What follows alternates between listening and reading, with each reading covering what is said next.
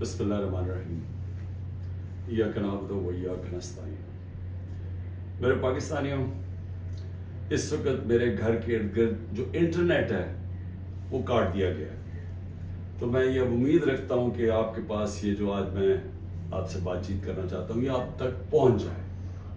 مقصد اس کا صرف یہ ہے کہ آج کل میڈیا مکمل طور پہ کنٹرول کر لیا گیا، اور ایک ہی جو ہمارے پاس راستہ ہے سوشل میڈیا، اس کو کنٹرول کرنے کے لیے میرے گھر سارا انٹرنیٹ کاٹ دیا تاکہ میں کسی بھی طرح آپ تک اپنا پیغام نہ پہنچا سکوں. تو میں کوشش کروں گا کہ آپ تک میری بات چیت پہنچ جائے. لیکن سب سے پہلے میں نے جس طرح کی بربیت، بلکہ میں اس کو کہوں گا یزیدیت، جو آج کل یزید کا آج کل کے یزید جس طرح کی ظلم تحریک انصاف کے لوگوں کے اوپر کیا جا رہا ہے. پتہ نہیں، مجھے لوگ کہتے تھے کہ شاید ضیاء الحق کے زمانے میں پیپلز پارٹی کے لوگوں سے ایسا ظلم ہوا، اور تھوڑے سے لوگوں سے، اتنے لوگوں سے تو کبھی ہوا ہی نہیں ہے ظلم. اس وقت 10,000 سے زیادہ ہمارے کارکنوں کو جیلوں میں ڈالا ہوا ہے. اور میں آپ کو یہ بتا دوں کہ اتنی مشکل حالات ہیں آج. آپ نے گرمی دیکھی ہے، گرمی کی انتہا ہے آج. چھوٹے چھوٹے پنجروں میں ان کو بند کیا ہوا ہے. کھانا ان کو صحیح نہیں مل رہا. پانی وہ ترستے ہیں وہاں. وکیلوں کو ملنے نہیں دیتے. کئی جگہ ہمارے وکیل ہی نہیں وہاں پہنچ سکتے. اور ان کو جس طرح یعنی کہ کوئی غیر ملک دشمن ہے اس طرح رکھا ہوا ہے. بلکہ غیر ملک دشمن بھی پرزنرز آف وار کے بھی حقوق ہوتے ہیں. یہاں تو صرف ان کو ایک کہ فائدہ اٹھاتے ہوئے جو کور کمانڈر کا گھر جلایا گیا اس کا فائدہ اٹھاتے ہوئے پہلے سے پلان بنا ہوا تھا. اور میرا جس وقت بھی، یہ میں آپ کو بتا دوں، جس وقت بھی اس کے اوپر انویسٹیگیشن ہوگی یہ ثابت ہو جائے گا کہ یہ پری پلان تھا سب کچھ. سو اس لیے اس کے فائدہ اٹھاتے ہوئے ایک ایسا کریک ڈاؤن ہے جو میں نے پاکستان کی تاریخ میں کبھی نہیں دیکھا. صرف یہ نہیں کہ پیپلز صرف تحریک انصاف کے کارکنوں کو اندر ڈالا ہے، سپورٹرز کو، سوشل میڈیا کے لوگ جو اپنے طور پہ پارٹی میں بھی نہیں، جو پی ٹی آئی کے لیے ٹویٹ کرتے تھے، ان کو بھی اندر ڈال دیا. ساری لیڈرشپ اندر ڈالی ہوئی ہے. اور نکلنے کا صرف ایک طریقہ ہے کہ وہ جادو کے لفظ کہہ دو. وہ جس طرح ہوتا تھا نا، کھل جا سم سم. آپ جادو کا لفظ کہہ دیں کہ جی میں تحریک انصاف میں نہیں ہوں تو آپ رہا ہو سکتے ہیں. یعنی یہ مذاق ہو رہا ہے ہمارے ملک کے ساتھ. کسی بھی دور کے اندر میں نے یہ نہیں دیکھا کہ صرف اور صرف آپ کے اوپر، اگر آپ نہیں کہتے کہ میں تحریک انصاف میں ہوں تو آپ کے اوپر ظلم ہوں گے، تشدد ہوگا. آپ کو اس جگہ اس طرح کی گرمی کے اندر آپ کو دڑبوں میں بند کر دیں گے. لیکن جب آپ یہ کہیں گے کہ میں تحریک انصاف چھوڑ رہا ہوں تو سب کچھ ٹھیک ہو جائے گا، آپ کے سارے گناہ معاف ہو جائیں گے. اور پھر مجھے جو حیرت ہے آج کہ کوئی ہیومن رائٹس کی آوازیں نہیں نکل رہی. وہ جو لوگ شور مچاتے تھے آزادی صحافت کی اور بڑا ظلم کر رہا ہے عمران خان، یعنی اب کدھر گئی ہے آزادی صحافت؟ سارا میڈیا دبایا ہوا ہے، پروپیگنڈا چل رہا ہے، ون سائیڈڈ چیزیں جا رہی ہیں. ہمارے لوگ اب جاتے ہوئے ڈرتے ہیں میڈیا کے اوپر پکڑ کے جیل میں ڈال دیں گے. ون سائیڈڈ چیزیں چل رہی ہیں. لوگ اب اتنا خوف اور ہراساں پھیلایا. اور میں نے خود کہا ہوا اپنے لوگوں کو کہ چھپ جاؤ. میں خود کہہ رہا ہوں اپنے کارکنوں کو، اپنے آفس بیررز کو، اپنے عہدیداروں کو، کوئی ضرورت نہیں ہے آپ کو سامنے آنے کی. اپنے گھروں میں نہ رہو، چھپ جاؤ. کیونکہ یہ جو اندھیری رات ہے، یہ جو رات میں سب سے زیادہ اندھیرا ہے، یہ زیادہ دیر نہیں چلتا.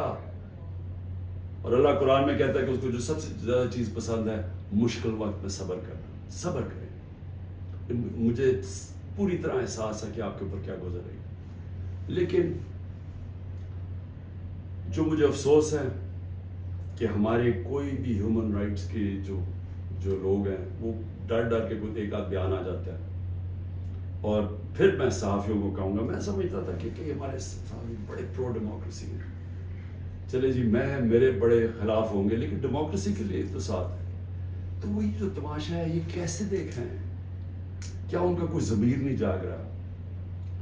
کیا جب انہوں نے شیرین مزاری سے جو ہوا اور جو اس نے پھر آخر میں جا کے پارٹی چھوڑی، کیا ان کو کوئی دل میں آواز نہیں کوئی آئی کہ یہ اس سے بڑا ظلم کیا ہو سکتا ہے ایک معاشرے پہ؟ کوئی آپ کو یہ لگا نہیں؟ جو عورتوں کی تنظیمیں ہیں، جو عورتوں کے حقوق کے اوپر بات کرتی ہیں، کہ ایک ایسی عورت جو بیوہ، والدہ اس کی بیوہ، بیٹی ایک جو اس کا دھیان رکھ رہی ہے، جو بلڈ پریشر کی مریض، اس سے جو انہوں نے کیا ہے اس گرمی کے اندر، کبھی ایک جیل میں لے کے جائیں، اس کے بعد ادھر سے نکال کے دوسرے جیل میں لے جائیں، ادھر عدالت اس کو ضمانت دے، کوئی اور کیس میں پکڑ کے لے جائیں، گجرات لے گئے اس گرمی کے اندر. تو بلڈ پریشر کی شیرین، ہمیں پتہ ہے اس کی صحت نے یہ اجازت ہی نہیں دینا تھا. میں نے تو شکر کیا کہ اس نے اس ظلم سے اپنے آپ کو بچانے کے لیے اس نے پارٹی سے ریزائن کیا. لیکن کس کو نقصان ہوا؟ پاکستان کی پالیٹکس کو نقصان ہوا. شیرین ہماری ٹاپ پارلیمنٹیرین تھی، میری کیبنٹ کے اندر وہ منسٹر تھی جو جس طرح وہ پڑھ لکھ کے ایک ایشو کے اوپر آتی تھی، کوئی اور کیبنٹ منسٹر، ایک ہماری ڈاکٹر ثانیہ تھی کہ اتنی محنت کر کے کبھی کیبنٹ میٹنگ میں نہیں آئی جو شیرین آتی تھی. اس کے علاوہ سارے اس کے دشمن بھی جانتے ہیں کہ وہ ایک محب وطن پاکستانی، وہ کبھی بھی اینٹی پاکستان کا نہیں سوچ سکتی تھی. شیرین مزاری جان دے دے لیکن وہ ایک پاکستانی، پاکستان کے ہر کاز کے لیے کھڑے ہوتے تھے. جو لوگ اس کو الٹرا نیشنلسٹ کہتے تھے، کئی دفعہ وہ کئی ناراض ہو جاتے تھے کہ وہ بڑی سخت باتیں کرتی تھی، لیکن وہ نظریاتی عورت تھی. تو اس سے نقصان تحریک انصاف کو تو چلے ہوا، لیکن پاکستان کی سیاست کو اور جمہوریت کو نقصان پہنچا. اور عورتوں کو، بڑی کم عورتوں کے اندر اس طرح کی صلاحیت ہے پاکستانی پالیٹکس میں جو شیرین میں تھی. لیکن اس کے علاوہ مجھے آج پیغام آیا ہے کہ جی میں اب اور برداشت نہیں کر سکتا. انہوں نے میرے گھر پہ لوگ بھیجے، گھر کے اندر گھس گئے لوگ، انہوں نے آ کے رات کو بیوی، میرا 13 سال کا بچہ وہاں اندر گھس گئے، میری بزنسز کے اوپر، میرے رشتہ داروں کے اوپر پریشر ڈال دیا. لیکن کہتا آخر میں انہوں نے کہا میں تمہارے 13 سال کے بیٹے کو اٹھا کے لے جائیں گا. تو میں جی اور پریشر برداشت نہیں کر سکتا، وہ بھی چھوڑ گیا. تو یہ اس وقت کا حالات ہے کہ کسی نہ کسی طرح پی ٹی آئی کو چھوڑیں گے، سب کچھ گناہ معاف ہو جائے. میں اس وقت مجھے حیرت ہو رہی ہے، اور مجھے کئی لوگوں کے اوپر خود پتا کہ ان کے اوپر کتنا پریشر تھا، کیونکہ مجھے بتاتے رہے کہ یہ کر رہے ہیں، اب یہ وہ کر رہے ہیں، میری بزنس بند کر دیے. وہ کاڑا کے اندر اس کے گھر، کسی کا گھر بن رہا تھا وہ گرا دیا، بلڈوز کر دیا. کسی کی دکانیں تھی وہ گرا دی جا کے. تو میں پھر سے، کیا یہ ہمارے وہ لوگ جو کہ بڑے جمہوریت کے سپاہی تھے اور وہ ہیومن رائٹس آرگنائزیشنز، کیا ان کو یہ نظر نہیں آ رہا کہ یہ نہیں ہے کہ یہ صرف تحریک انصاف کو نقصان پہنچ رہا ہے، یہ ہماری جمہوریت ختم کی جا رہی ہے. یہ وہ دور آ رہا ہے کہ اس کے اندر جمہوریت ختم ہو جائے گی، کیونکہ اس میں صرف یہی نہیں ہو رہا، ایک جو بنیادی چیز ہوتی ہے جمہوریت میں، فنڈامنٹل رائٹس، بنیادی حقوق کی حفاظت کی جاتی ہے جمہوریت میں. مغرب کے اندر، یورپ میں، انگلینڈ میں لوگ کیوں جاتے ہیں؟ اپنے ٹیکس دیں، قانون نہ توڑیں، آزاد ہوتے ہیں. کوئی ان کے بنیادی حقوق کے خلاف نہیں جا سکتا، وہ عدالت ان کی حفاظت کرتی ہے. تو بنیادی حقوق ہی ختم ہو گئے، فنڈامنٹل رائٹس کا معنی ختم ہو گیا یہاں. یعنی جو میڈیا سے انہوں نے کیا، عمران ریاض سے کیا کیا؟ عمران ریاض سب سے زیادہ اس کی یوٹیوب کے اوپر ویورشپ تھی. اس کو ابھی تک عدالت انہیں بار بار کہا کہ ہمارے سامنے اس کو پیش کرو. کیوں نہیں پیش کر رہے؟ مجھے خوف ہے کہ اس کے اوپر تشدد اتنا کیا ہوگا کہ وہ عدالت میں لاتے ہوئے سے ڈر رہے ہیں. یہ ارشد شریف کے بعد یہ دوسرا ہے کہ ارشد شریف سے جو انہوں نے کیا ہے. تو کدھر ہے ہماری صحافی کمیونٹی؟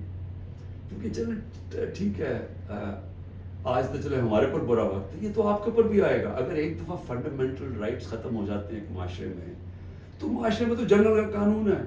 آپ نے طاقتور کی بات نہ مانی، آپ سے بھی یہ ہوگا.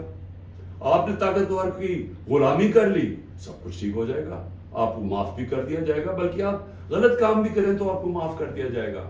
آپ مجرم ہو قوم کے، آپ منی لانڈرر ہو، آپ کے لنڈن میں اربوں روپے کی پراپرٹیز ہو جو آپ بتا ہی نہیں سکتے کہ کدھر سے ہے، آپ کو معاف کر دیا جائے گا کیونکہ آپ طاقتور کے ساتھ کھڑے ہیں. لیکن کمزور کو بچانے والا کوئی نہیں ہوگا، کیونکہ جب فنڈامنٹل رائٹس ختم ہوتے ہیں جو ہو گئے ہیں پاکستان میں. اور مجھے یہ ابھی تک بتائیں 25 لوگ شہید ہوئے، 69 لوگوں کو گولیاں ماری گئی. کون سی جمہوریت ہے جدھر اس کے اوپر انویسٹیگیشن نہیں ہوتی؟ کیوں نہیں اب تک انویسٹیگیشن ہوئی ان لوگوں کے اوپر؟ وہ کون لوگ تھے؟ وہ پاکستانی تھے، ان کے حقوق ہیں، ان کے ماں باپ ہیں، کئیوں کے بیچارے بچے تھے جو وہ ایک روزی کمانے والا تھا، ان کو سیدھی گولیاں ماری گئی. کوئی انویسٹیگیشن ہوگی؟ کیونکہ اگر آپ یہ انویسٹیگیشن آج نہیں کریں گے، یہ آگے ہوگا. ہو سکتا ہے کہ آگے آپ ان گولیوں کو نشانہ بن جائیں. کیونکہ جب آپ یہ ہونے دیں گے ایک معاشرے کے اندر کہ پرامن احتجاج کے اوپر گولیاں چلا دیں اور بہانہ ماریں وہ کور کمانڈر کے گھر کا، اور اس سے سارا کچھ ہی اجازت مل جائے، لائسنس ٹو کل مل جائے، جو مرضی آپ کریں، تو یہ آپ کی بھی باری آ جائے گی. اس لیے آج ہمیں فوری طور پہ انویسٹیگیشن کرنی چاہیے ان لوگوں کی جو صرف یہی نہیں کہ جو 25 لوگ شہید ہوئے ہیں سیدھی گولیوں سے، وہ لوگ جو کہ ہاسپٹل میں پڑے ہوئے ہیں. 2 کی مجھے پتا چلا ہے، کیونکہ ہمیں پتہ ہی نہیں اب چلتا کچھ، کیونکہ سارے کارکن یا چھپ گئے یا جیلوں میں ڈال دیے ہیں. تو آہستہ آہستہ خبریں آتی ہیں کہ 2 کارکنوں کی ٹانگیں کٹ گئی ہیں، کیونکہ گولیاں ماری ان کی ٹانگوں کے اوپر، ان کی ٹانگیں کٹ گئی ہیں، تو ان کی زندگیاں گئی. تو کون پوچھے گا ان کو؟ اور یا پھر آپ یہ فیصلہ کریں گے کہ اس ملک کے اندر پرامن احتجاج کی اب سے اجازت نہیں ہے. آپ یہ کہہ دیں گے کہ آپ نے جو مائٹ از رائٹ، جو جنگل کا قانون ہے، جو طاقتور فیصلہ کرے گا آپ کو اس کے سامنے سجدے کرنے پڑیں گے. یعنی طاقت کی غلامی قبول کرنے کے لیے جو تیار ہے پھر وہی بچے گا اس ملک میں. اور میں آج یہ ضرور کہنا چاہتا ہوں کہ یہ جو سب کچھ ہو رہا ہے اس کے پیچھے کیا ہے، یہ کیوں ہو رہا ہے سب کچھ؟ یا تو چلے یہ سب کچھ ہو رہا ہو اور پاکستان کو اس سے کوئی فائدہ ہو رہا ہو، یا اس سے کوئی ملک چینج آ جائے، یا اس سے ایک دم یہ ہو، یہ جو ہمارے لوگوں کو چینج کر رہے ہیں، وہ پالیٹکس چھوڑ رہے ہیں، پی ٹی آئی کے لوگ جو میں پالیٹکس چھوڑ رہا ہوں، وہ پریشر کے اندر سارے ہاتھ کھڑے کر رہے ہیں، تو کیا اس سے یہ ہوگا کہ پارٹی ختم ہو جائے گی؟ جو بھی یہ سوچ رہا ہے، جس کی بھی یہ سوچ ہے، خدا کے واسطے اپنا ذہن کو، اپنا ہیڈ ایگزامن کرواؤ، سوچو اس کے اوپر کہ آپ کیا کر رہے ہیں. کبھی آئیڈیا بھی مارا جاتا ہے ظلم سے، یعنی کبھی ایک نظریہ بھی اس طرح ختم ہوتا ہے. یہ جانوروں اور انسانوں میں فرق ہے. بھیڑ بکریوں کو آپ ڈنڈے ماریں وہ سارا اس طرف لگ جائیں گے جدھر آپ چلائیں گے، لیکن یہ انسان ہے. اور جب انسانوں کے اندر ایک آئیڈیا آ جاتا ہے آزادی کا، وہ آپ ختم کر ہی نہیں سکتے. آپ جتنا مرضی ظلم و تشدد کریں، یہ آئیڈیا ختم نہیں ہونے لگا. اگر یہ آئیڈیا ختم ہونا ہوتا تو مقبوضہ کشمیر میں آج وہ ہاتھ کھڑا کر کے اور آرام سے چپ کر کے قبول کر لیتے ہندوستان کی غلامی. 1 لاکھ سے اوپر کشمیری شہید ہو چکا ہے. کشمیریوں کے اوپر جو ہم آج ہمارے پہ ظلم ہو رہا ہے، یہ کشمیری 30 سال سے ہو رہا ہے ان کے اوپر.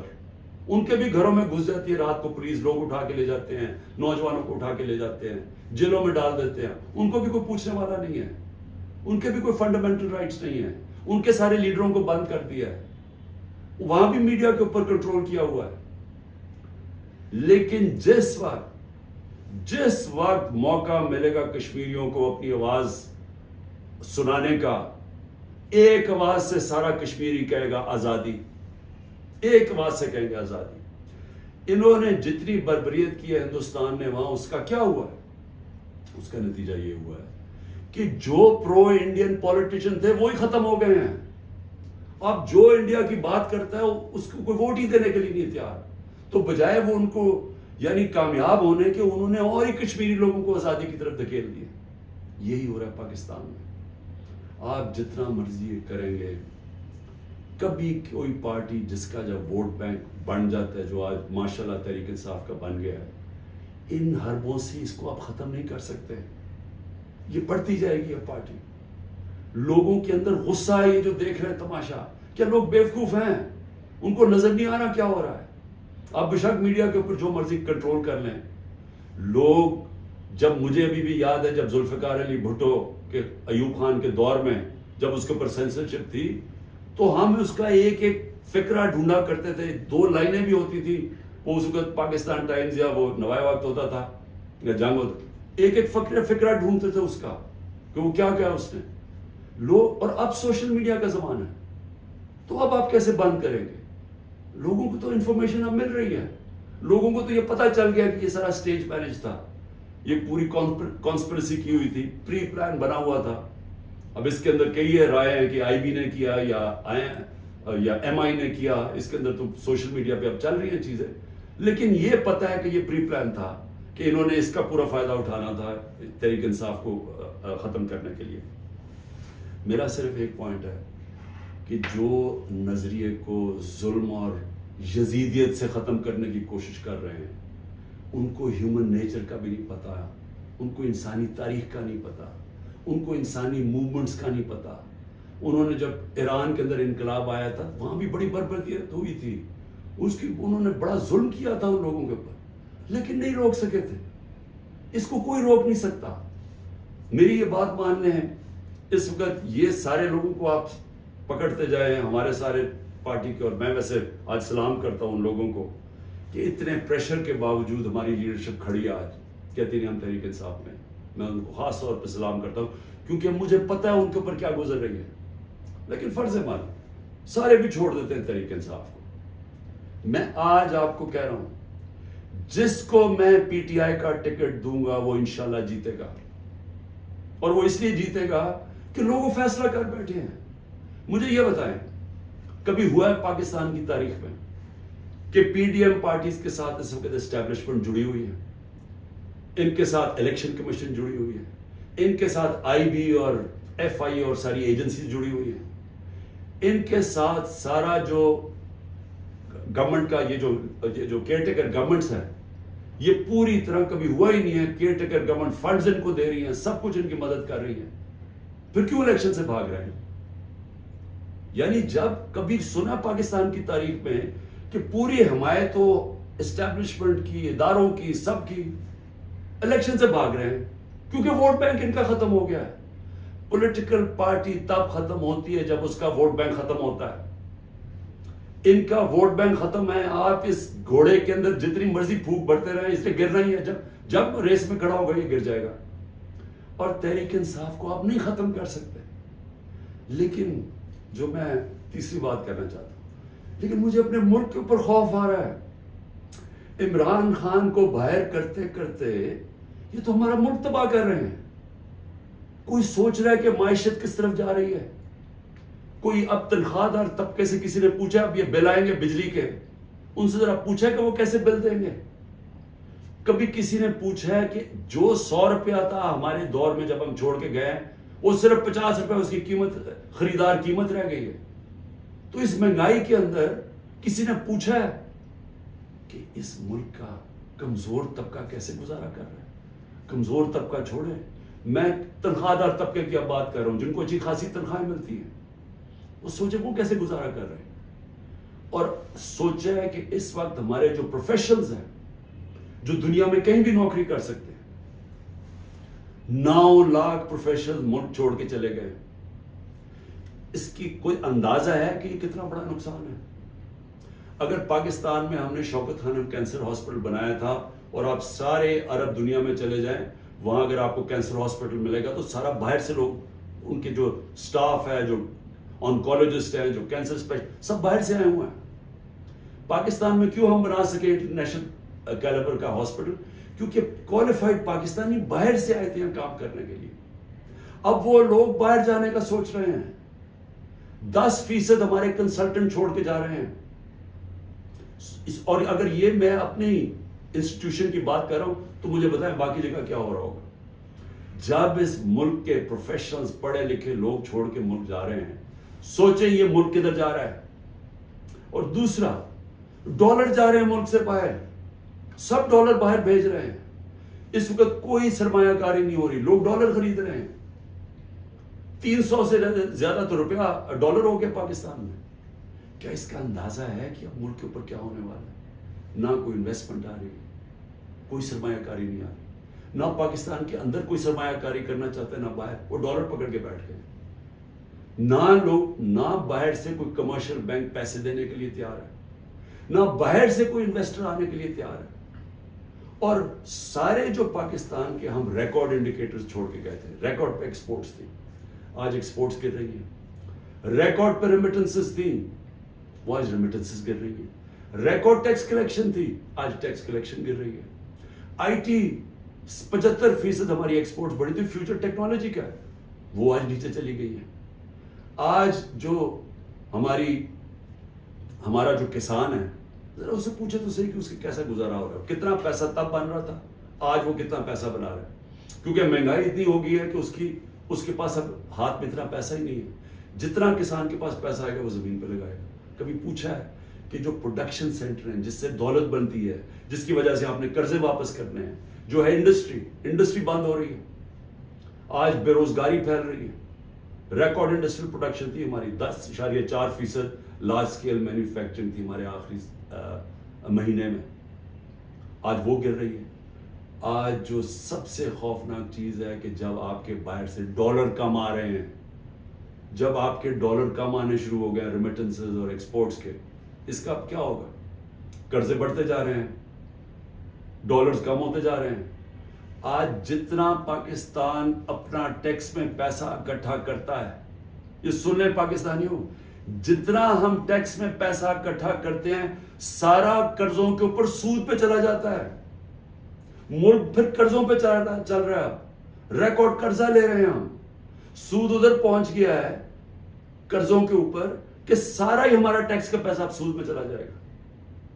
تو میں یہ سوچنے کی کوشش کر رہا ہوں کہ کیا یہ جو لوگ یہ فیصلے کر رہے ہیں کہ عمران خان کو باہر رکھو, کیا ان کو نہیں نظر آ رہا کہ پاکستان ڈوب رہا ہے؟ کیا ان کو نہیں نظر آ رہا کہ ان کے پاس روڈ میپ بھی کوئی نہیں ہے؟ میں آج میں کمیٹی بنانے کے لیے تیار ہوں, ایک مذاکراتی کمیٹی.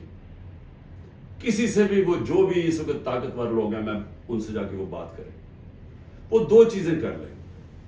کیونکہ اور تو ابھی مجھے تو سمجھ نہیں آ رہی. ہم نے بڑی کوشش کی بات کرنے کی, جو یہ پہلے لوگ تھے وہ عجیب باتیں کرتے تھے کہ جی ہم تو اکتوبر میں الیکشن کروائیں گے. کیوں جی اکتوبر میں الیکشن کروائیں گے؟ بولے نا, وہ اس لیے کروائیں گے کہ یہ انہوں نے کرنا تھا ہمارے ساتھ, جب کرش ہو جائے گی تحریک انصاف تو تب الیکشن کروائیں گے, اور ان کے پاس کوئی جواب ہی نہیں تھا. میں یہ کمیٹی بناتا ہوں, میں 2 چیزیں کہتا ہوں, 2 چیزیں کرتا ہوں. اگر اس کمیٹی کو یہ بیٹھ کے کہہ دیں کہ جی عمران خان کے بغیر پاکستان بہتر ہو جائے گا اور آپ کے پاس کوئی سلوشن ہے, میں پھر سے کہتا ہوں کہ اس ملک کی خاطر میں چھوڑ دیتا ہوں, میں پیچھے ہٹ جاتا ہوں. اگر آپ یہ کمیٹی کو سمجھا دیں کہ میرے بغیر ملک بہتر چلے گا, چلے میں ملک کی خاطر یہ بھی چھوڑنے کے لیے تیار ہوں. یا دوسری چیز, یا اس کمیٹی کو یہ کہہ دیں کہ اکتوبر میں الیکشن کروانے سے پاکستان کو کیا فائدہ ہے.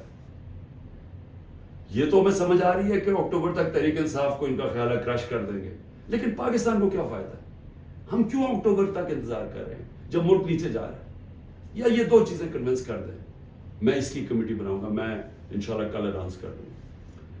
لیکن میں آج آخر میں 2 چیزوں پہ ختم کرتا ہوں.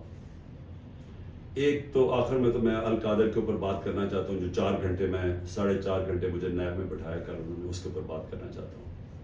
لیکن اس سے پہلے میں اپنے سپریم کورٹ کے ججز سے آج اپنی قوم کی طرف سے اپیل کرتا ہوں. دیکھیں, آپ اس وقت ہماری آخری امید ہے. پاکستان میں اب رول آف لا ختم ہو چکا ہے. آئین اس ملک کے اندر تقریباً ختم ہو چکا ہے. جب 14 میں میرا یہ رائٹ تھا, میں نے اسمبلیز اپنے آئین کے مطابق ڈیزالو کی تھی, 2 اپنی اسمبلیز میں نے اپنے آئین کے مطابق ڈیزالو کی تھی کہ 90 دن میں الیکشن ہوگا. کدھر گیا الیکشن؟ 14 مئی کی انہوں نے ڈیٹ دی چیف جسٹس صاحب نے اور سپریم کورٹ نے. 14 مئی گزر گئی, کسی کو کچھ فرق ہی نہیں پڑا. تو اس کا مطلب تو آئین جب آپ کا گیا ہے تو رہ گیا جنگل کا قانون.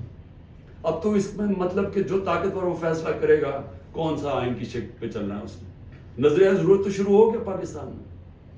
میں اپنے سپریم کورٹ کے ججز سے, مجھے پتا ہے آپ کے اندر اختلافات ہیں. دیکھیں, ملک کے لیے بہت ضروری ہے.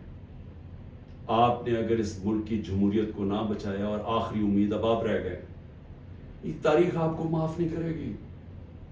کیونکہ جا رہا ہے جس طرح پاکستان جا رہا ہے, یہ ساری ہماری ڈیموکریسی کو ڈسمینٹل کیا جا رہا ہے. سارے جو جمہوریت کے ادارے ہیں وہ ایک ایک کر کے تباہ کیے جا رہے ہیں. یا جمہوریت نہیں ہے اب. ہم تو میں بیٹھا ہوتا ہوں ہر روز, کس دن آ کے مجھے پکڑ لیں گے, ایک دم انٹرنیٹ بند کر دی پکڑ کے. یعنی کون سی جمہوریت میں ہوتا ہے؟ سارے لوگوں کو جیلوں میں ڈال دے. مجھے یہ نہیں پتا میں اب کسے کانٹیکٹ کسے کروں. میرے سے کانٹیکٹ ہی کوئی نہیں ہو رہا, نہ مجھے لیڈرشپ ملتی ہے نہ کوئی ملتا ہے. جو میں زوم پہ میٹنگ کرتا تھا انہوں نے وہ انٹرنیٹ بند کر زوم ہی ختم کر دیا.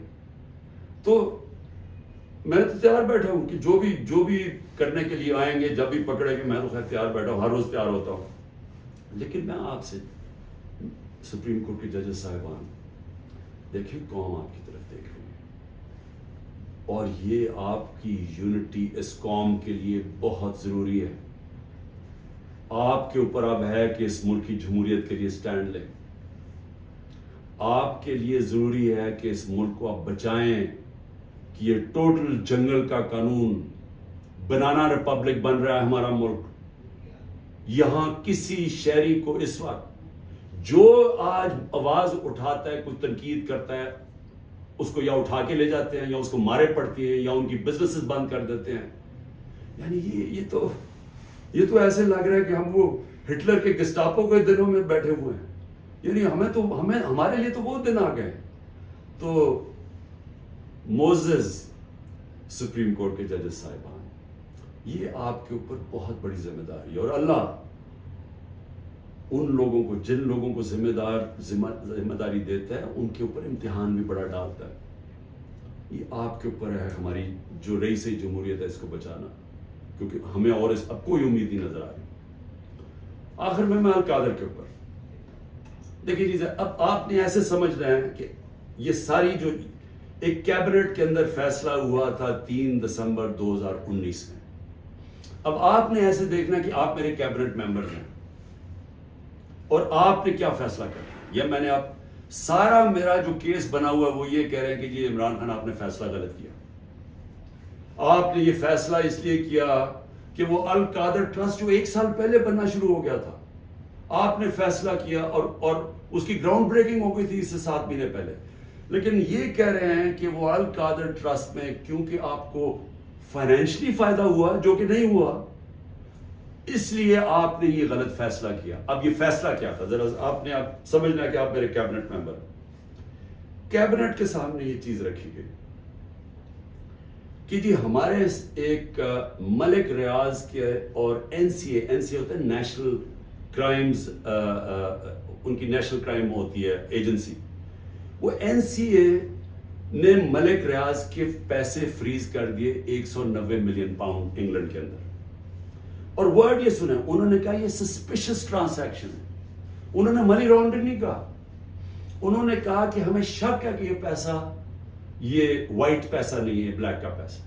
انہوں نے پیسے فریز کر دیے. ملک ریاض اور این سی اے کے بیچ میں ایک اگریمنٹ ہو جاتی ہے, ان کے وکیل اگریمنٹ کر لیتے ہیں. اس اگریمنٹ کے تحت یہ فیصلہ ہوتا ہے, ملک ریاض کہتا ہے کہ یہ جو 190 ملین پاؤنڈ ہے یہ میں پاکستان میں جو میں نے سپریم کورٹ کو وعدہ کیا تھا, جو میرے پر جرمانہ لگا تھا, میں یہ اس اکاؤنٹ پہ ڈالنا چاہتا ہوں سپریم کورٹ کے. ہماری کیبنٹ کے سامنے اب یہ آتا ہے کہ آپ کے پاس 2 چوائسز ہیں. اگر آپ اس کو یہ اگریمنٹ کو کانفیڈینشل رکھیں گے، یعنی آپ کیبنٹ کے اندر کھولیں گے نہیں، کیونکہ انہوں کا یہ تھا کہ جب کیبنٹ میں اگریمنٹ کھلے گی تو وہ پبلک ہو جائے گی، کیونکہ کیبنٹ کے منٹس پبلک ہو جاتے ہیں.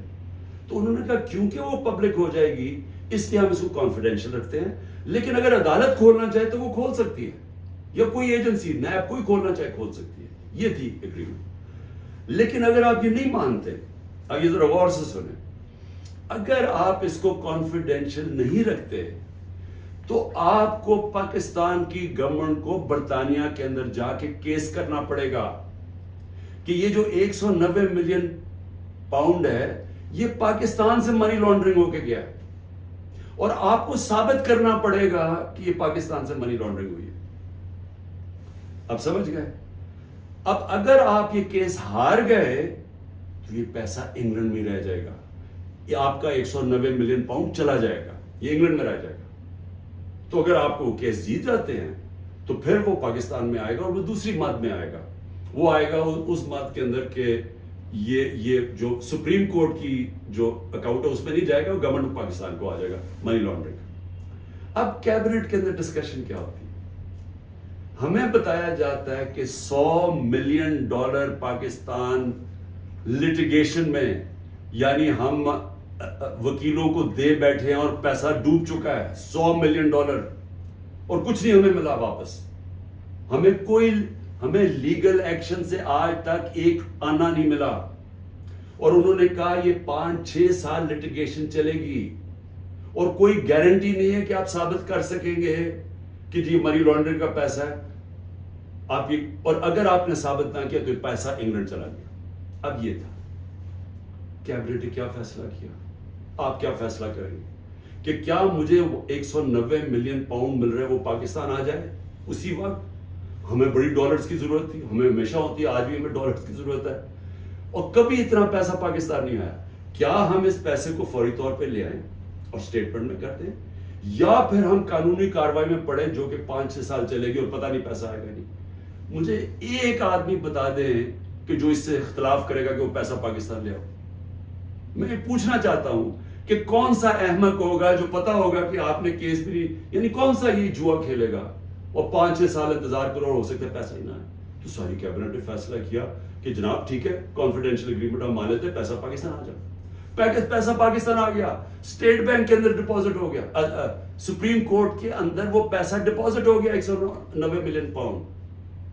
اب اگلی بات، اب نیب مجھے کہہ رہی ہے کہ آپ نے یہ اس لیے بدنیتی سے کیا کیونکہ آپ نے ملک ریاض نے آپ کے لیے القادر ٹرسٹ جو ہے وہ اس نے جو سارا اس کا سپانسر وہ تھا، تو آپ نے اس کو فائدہ پہنچانے کے لیے کر دیا. سوال بڑا سمپل ہے. آج آپ کے پاس 190 ملین پاؤنڈ پڑا ہوا ہے سپریم کورٹ میں، نیب آج کہے کہ یہ غلط مات میں پیسہ آ گیا ہے، آپ جا کے انگلینڈ کے اندر کیس کریں اور ثابت کر دیں کہ منی لانڈرنگ کا پیسہ، اور وہ ادھر سے ادھر چلا جائے گا. یعنی آپ کو کون روک رہا ہے اس چیز میں؟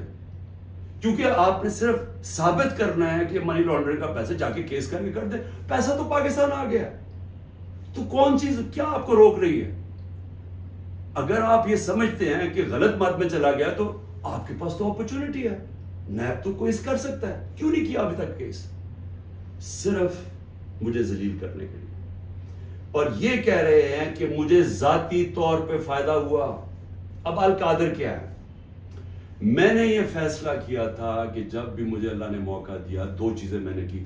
رحمت للعالمین اتھارٹی سیٹ اپ کی کہ میں اپنے بچوں کو سیرت نبی اسکولوں سے شروع کریں، ریسرچ کروائیں، ہمارا کیریکٹر بلڈنگ شروع ہو. ہماری اخلاقیات بالکل ختم ہو چکی ہے، اس کو ہم اٹھائیں اپنے نبی کی سیرت کے ذریعے. اور دوسرا میں نے یہ یونیورسٹی رحمت اللہ عالمین اتھارٹی، اور یہ دوسرا یونیورسٹی کا سوچا، القادر یونیورسٹی، جس میں ہم نے کوشش یہ کی کہ سیرت نبی کے اوپر ہم ریسرچ کریں.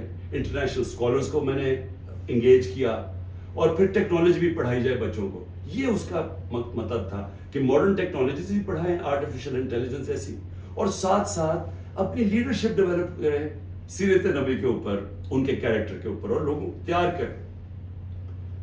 میری جو بیوی بشرا بیگم، ان کے اوپر وارنٹ نکال دیے گئے. کس چیز کے؟ کہ وہ ایک ٹرسٹی ہے. ان کو میں نے ٹرسٹی رکھا. کیوں ٹرسٹی رکھا؟ کیونکہ سیرت نبی میں ان کو انٹرسٹ ہے, انہوں نے بڑی پڑھا ہوا ہے اس چیز کے اوپر, انہوں نے پڑھا, یعنی وہ ان کا شوق ہے کہ یہ سیرت نبی پھیلائی جائے, تو اس کو ٹرسٹی رکھ دیا.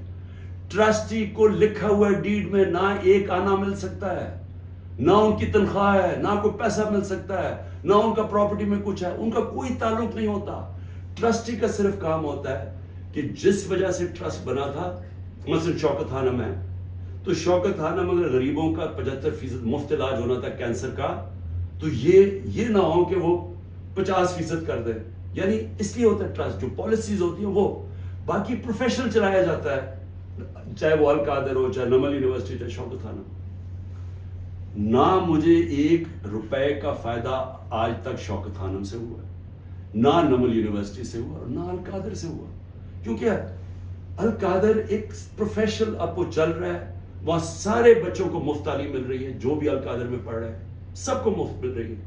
اور ان کو جس طرح میں نے آپ کو کہا کہ اس کا مقصد کیا, یہ کہہ رہے ہیں نیب کہ مجھے ذاتی طور پہ فائدہ ہوا. کدھر؟ اچھا کیونکہ پیسے کا تو کوئی بتا نہیں سکتے, مجھے کیا پیسے کا فائدہ ہوا؟ تو کہہ رہے نہیں سیاسی طور پہ آپ کو فائدہ ہوا, کہ جس طرح القادر سے میری سیاست چل گئی. یہ ہے کیس. میں صرف آپ کو بتانا چاہتا تھا کہ اتنا پروپیگنڈا ہو رہا ہے, لوگوں کو بتا. 4.5 گھنٹے مجھے نیب میں بٹھایا, اور بار بار یہی پوچھتے رہے کہ جی دیکھیں آپ کو تو اس سے بڑا فائدہ ہوا ہے. اور ملک ریاض کو آپ نے کیوں کیا؟ بھئی ملک ریاض کو اس لیے کیا کہ پاکستان کے سب سے بڑا بلڈر ہے وہ ہے ملک ریاض. اور ملک ریاض میرا کیا انٹرسٹ تھا, وہ اس کے پاس جو موبلائزنگ اکوپمنٹ ہے وہ سب سے تیزی سے کام کرتا ہے. یعنی وہ اگر آپ اسے کہے کوئی اتنی تیز کام نہیں کرتا جتنا ملک ریاض کی کنسٹرکشن کرتی ہے. میرا انٹرسٹ کیا تھا کہ وہ جلدی سے سیٹ اپ ہو القادر, جتنی جلدی سیٹ اپ ہو, اور میں اگر پرائم منسٹر تھا میں ان کو فائدہ پہنچا سکوں, انٹرنیشنل اسکالرز لا سکوں, ہوتے وہ اس وقت. میرا تو صرف یہ انٹرسٹ تھا. اور مجھے اس سے کیا انٹرسٹ ہے, جس طرح ہر سال شوکت خانم میں 9 ارب روپیہ اکٹھا ہوتا ہے, تو کیا وہ میری ذات کے لیے ہو رہا ہے؟ اس لیے میں چاہتا تھا کہ میں آپ کو کلیئر کر دوں کہ جس طرح کی کوششیں کی جا رہی ہیں, اور مجھے جو انہوں نے پکڑا تھا نیب میں وہ اتنی بدنیتی تھی کہ انہوں نے 28 کو ایک دم میری جو انکوائری کو انویسٹیگیشن میں بدل دیا. مجھے انکوائری رپورٹ ہی نہیں دکھائی, اور 28 کو انکوائری سے انویسٹیگیشن کرتے ہیں, 1 تاریخ کو میرا وارنٹ نکال دیتے ہیں, اور مجھے پتہ ہی نہیں ہے کہ قانون کہتا ہے کہ انکوائری میں میرا جواب آنا چاہیے. اور جس دن میں اٹھاتے ہیں مجھے وہاں سے رینجرز آ کے مجھے جس آپ کے سامنے جو طریقہ انہوں نے اختیار کیا مجھے اٹھانے کا, اس دن میں بیل لینے کے لیے بیٹھا ہوا تھا, کیونکہ ہمیں اخباروں سے پتا چلا کہ انہوں نے انویسٹیگیشن کر دیا. کوئی انصار عباسی کا آرٹیکل آیا 30 اپریل کو, تب ہمیں پتا چلا کہ انہوں نے انویسٹیگیشن کر دیا. میرے وکیل نے لکھا لاہور اسلام آباد ہائی کورٹ کو, یہ کیا مذاق ہو رہا ہے. تو میں اس دن اسلام آباد ہائی کورٹ اس پہ جا رہا تھا عدالت میں, جب انہوں نے ادھر سے اغوا کر کے باہر لے گئے اور پکڑ کے. جب میں جب جیل میں پہنچا تو پہلے ہی دفعہ تب انہوں نے مجھے انکوائری رپورٹ دکھائی. تو یہ تھا سارا ڈرامہ. میں نے کہا آپ سب کو بتا دوں. آخر میں اپنی ساری قوم کو کہنا چاہتا ہوں کہ دیکھیں یہ جو برا وقت ہے یہ ایک اللہ کا نظام ہے, اس میں ہمیں صبر کرنا چاہیے. کوئی ہمیں اس میں دل برداشتہ نہیں ہونا چاہیے. قوموں کی زندگیوں میں یہ مشکل وقت آتے ہیں, اور کئی میرے لوگ بہت مشکلوں سے گزر رہے ہیں, لیکن باقی ساری قوم کو میں ایک چیز کہنا چاہتا ہوں, اپنے ذہن میں ڈال لیں کہ اس طرح کی غلامی, یہ شذیدیت, اس طرح کی غلامی کو قبول کرنے سے بہتر ہے مر جاؤ. اللہ نے آزادی کو کیوں اتنا بڑا رتبہ دیا؟ کیوں جو انسان اپنی آزادی کے لیے لڑتا ہے اللہ نے اور مرتا ہے تو اس کو شہید کہتا ہے, اور جو بچتا ہے اس کو غازی کہتا ہے. پیغمبروں کے بعد شہید کا سب سے بڑا رتبہ ہے. کیوں ہے؟ کیونکہ اللہ نے آپ کو بتایا ہے کہ انسان آزاد میں نے پیدا کیا ہے, لا الہ الا اللہ. وہ کسی انسان کی غلامی کے لیے نہیں, اس نے ہمیں پیدا کیا. یہ جو ہمیں غلامی کروا رہے ہیں کہ پکڑ کے جناب وہ دبا کے, گلا دبا کے, اور کہیں کہ جناب میں تحریک انصاف چھوڑ رہا ہوں, اس لیے نہیں پیدا کیا. اور قوم جب ظلم کے سامنے سر جھکا دیتی ہے، خوف کے بت کے سامنے جھک جاتی ہے، وہ قوم تباہ ہو جاتی ہے۔ اس لیے حوصلہ رکھنا ہے۔ آپ کا کپتان جب تک اس کے اندر خون ہے وہ کھڑا ہے، آخری گیند تک لڑنے والا کیپٹن ہے آپ کا۔ ہار ماننے کا سوال پیدا ہی نہیں ہوتا۔ جو بھی یہ کریں گے میں اس کے لیے تیار ہوں۔ اسی قوم کو بھی میں یہ کہنا چاہتا ہوں کہ آپ نے کسی صورت ہار نہیں ماننی۔